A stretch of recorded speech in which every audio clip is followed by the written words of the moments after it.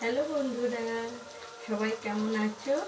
সবাইকে শুভ নবমী প্রণাম।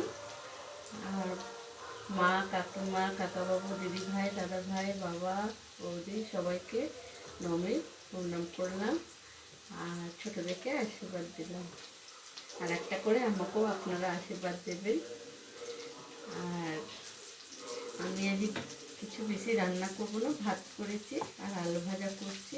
কালকে রান্নাটা আমার আছে, তো ওই দিয়ে বাচ্চাদের খাওয়াবো। আজকে হাজবেন্ডের বাড়িতে, কারো বন্ধুর বাড়িতে তার ছেলের মুন্ডান আছে, তো ওখানেই গেছেন, ওখানে ওনার খাওয়া দাওয়া হবে।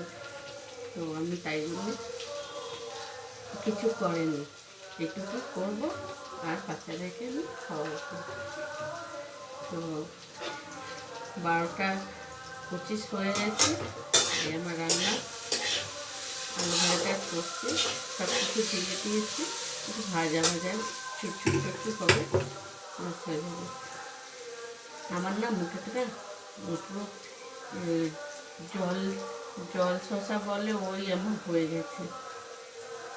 তো ভীষণ ব্যথা করছে আর শরীরটাও ভালো নেই। তো কালকে আমার ঠাকুরানি সন্ধেবেলা পুজোটা করতে পারিনি, আমার হাজবেন্ড অফিস থেকে এসেছে না, তো দুপুরবেলায় ওনাকে বলে দিয়েছিলাম আমার শরীরটা ভালো নেই, আপনারা তুমি পুজোটা করে দেবো। তো উনি পাঁচালিটা করেছিলেন, উনি ঠাকুরকে পুজো করলেন। আর আমি যতটুকু রান্নাঘরে আমি ভিডিওটা ছেড়েছি কালকের ভোগেটা, আপনারা নিশ্চয়ই দেখবেন। আর কী বলবো, সবাই ভালো থাকবেন, সুস্থ থাকবেন। আজকে আমার কিছুটা রান্না নেই, তাই জন্যে আজকে আলু ভাজা আর এখানে ভাত করেছি, ব্যাস এইটুকু।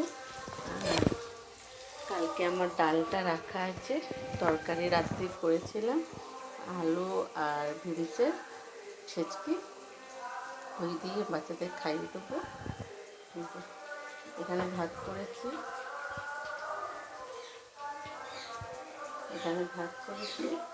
ভাতটা গরম আছে।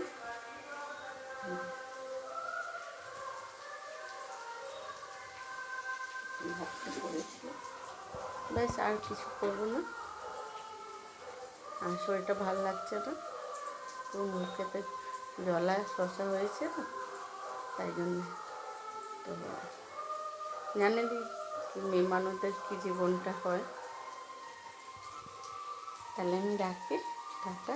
আপনারা ভালো থাকবেন, সুস্থ থাকবেন, আর সবসময় আশা করি আমার পাশে থাকবেন। আর একটা করে মেয়েকে লাইক কমেন্ট শেয়ার করবেন, কেন মেয়ের লাইকটা আপনারাই বাড়াবেন, তাছাড়া কেউ বাড়াতে পারবেন না। আর এতটাই আমি আশা করি। টাটা।